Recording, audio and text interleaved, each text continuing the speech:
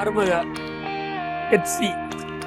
HC வந்து எங்களுக்கு ஒரு ஒரு மிகப்பெரிய செல்லப்பிள்ளைங்கிறத காட்சிக்கும் குடும்பத்தில் பொதுவாட்டே எங்கள் குடும்பத்துக்குள்ளால நிறைய விஷயங்கள் சண்டை சச்சரவுலாம் நிறைய இருக்கும்.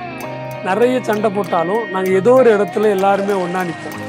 பொதுவாட்டே சித்தப்பா பெரியப்பா பிள்ளைங்க எல்லாருமே நிறைய சண்டை போட்டிருக்கோம். சண்டை ரொம்ப மனஸ்தாபங்கள் வந்துடும். ரொம்ப மாதங்கள்லாம் பேசாமல் இருந்த நாட்கள்லாம் உண்டு. ஆனால் எங்களுக்குள்ளால ஒரு உணர்வுபூர்வமான ஒரு கட்டுக்கோப்பான இடம் எங்கன்னா எங்களுக்குள்ளால ஏதாவது ஒரு நிகழ்வு வந்துன்னா நாங்கள் எல்லாருமே சந்தோஷமாக மகிழ்ச்சியாக இருக்கோம். அந்த விதத்தில் எங்கள் குடும்பத்தில் ஒவ்வொரு வீட்லேயும் ஒவ்வொரு நபர் இருப்பாங்க. அதாவது எப்படின்னா நாங்கள் எங்களை அறியாமலே ரொம்ப இமோஷ்னலாக இருக்கிற ஒரு பெர்சனாக இருப்போம். அந்த இமோஷ்னலாக இருக்கிற விதம் எப்படின்னு கேட்டாச்சுன்னா எங்கள் சொந்த பந்தங்களை பார்த்தாலே கண்ணில் கண்ணீர் கட்டிரும். அப்படி ஒரு எங்களை அறியாமலே அது அப்படியே எங்கள் ரத்தத்தில் ஊறி போயிருக்கோ என்னவோ தெரியல. நான்லாம் நிறைய நாள் நினைச்சிருக்கேன், நம்ம ஒரு அரசியலில் இருக்கிறோம், ஒரு பெரிய மனிதன் மாதிரி காட்டிக்கிறோம், எல்லா விதத்துலையுமே நம்ம ஒரு பண்பாக நடந்துக்கிறோம், நம்ம அழக்கூடாது, அழக்கூடாதுன்னு கூட சொல்லுவாங்க. எல்லாத்தையும் தாண்டி குடும்பத்துக்குள்ளால எங்கள் குடும்பத்துக்குள்ளால என் தம்பிங்க தங்கச்சிங்க யாரை பார்த்தாலும் சரி நாங்கள் ஃபஸ்ட்டு அதுலேயே எங்களை என்ன அறியாமலே கண்ணீர். இது என் குடும்பத்தில் எல்லாருக்கும் இருக்கானா கிடையாது, எனக்கு இருக்கு. இது எனக்கு அப்புறம் நான் பார்த்தது என் மருமக கெட்சியை தான். அவள் கெட்சி அதே மாதிரி தான். அவள் ரொம்ப அட்டாச்சான ஒரு பிள்ளை.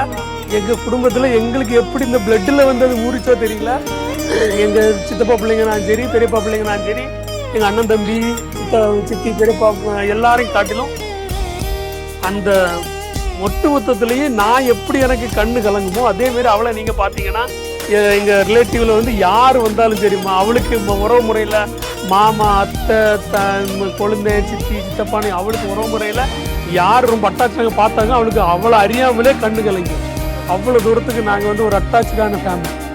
எங்கள் ஃபேமிலிக்குள்ளால நாங்கள் இது வரைக்கும் அவளை அவள் எப்படி எங்களுக்கு அவள் எப்படி எங்களுக்கு அவள் ஒரு செல்ல பிள்ளைன்னா இந்த குடும்பத்தோடைய பாரம்பரியமான அந்த ஒரு சில நிகழ்வுகளில் கெட்சி முதன்மையானவளாக இருக்கிறாள். நிறைய பொடிசுங்க வாண்டுங்க வந்துருச்சு, தம்பி பிள்ளைங்க தங்கச்சி பிள்ளைங்க இப்படின்னு எங்கள் குடும்பம் பெருத்துச்சு.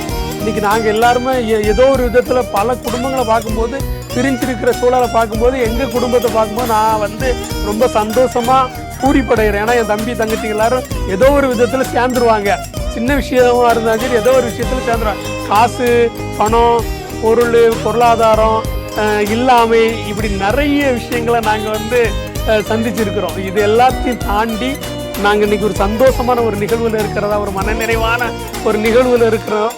அந்த நிகழ்வில் மருமக கெட்சியோட சடங்குல என் தங்கச்சிங்க தம்பிங்க எல்லாரும் எல்லாரோட பங்களிப்பும் 10 தம்பி, ஒரு அண்ணன் 9 தம்பிங்க, தங்கச்சிங்க 10 தங்கச்சிங்க, இப்படி அவ்வளோ பேருடைய பங்களிப்பு இருந்ததில் இன்னும் ஒரு மிகப்பெரிய சந்தோஷம். கெட்சி கொடுத்து வச்சத கெட்சியோடைய வாழ்வியலில் இப்படி ஒரு நல்ல காரியம் நடந்திருக்கு. அவள் இந்த குடும்பத்தோட பெண்ணாட்டு நான் பேசின விதமான இந்த குடும்பத்தோட அட்டாச்மெண்டோடி அவளும் சந்தோஷமா இருப்பான்னு நம்புகிறோம். ஏன்னா அவள் அந்த மாதிரியான கேட்டகரியில் அவள் இருக்கிறா. அவள் இன்னும் நல்லா பண்பா அழகா வாழணும் வளரணும்.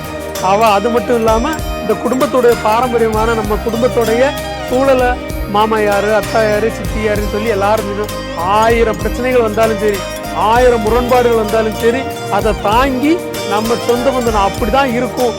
எவ்வளோ பெரிய விஷயம் இருந்தாலும் நம்ம அவங்களோட சேர்ந்துருக்கணும், அவங்களோட நிழல்லே வாழணும், அவங்கள நாளைக்கு நம்ம ஒரு வசதியான நம்ம அவங்கள அரவணைச்சுக்கிறோங்கிற ஒரு பாகுபாடோடு பண்பாடோடு அவள் வளருவான்னு நான் நம்புகிறேன். நிறைந்த இடத்துல ஆலயத்தில் வாசலிருந்து சொல்கிறேன். ஆசீர்வாதமாக இருப்பா எம்மா மருமக. நன்றி.